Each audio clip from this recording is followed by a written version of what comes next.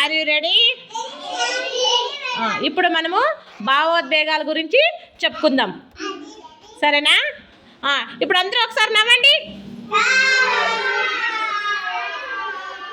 అందరూ ఒకసారి ఇప్పుడు ఏడ్చండి. అందరూ ఒకసారి కోపంగా చూడండి. అందరూ ఒకసారి ఆలోచించండి. ఆలోచించు. అందరూ ఒకసారి స్మైల్ చేయి.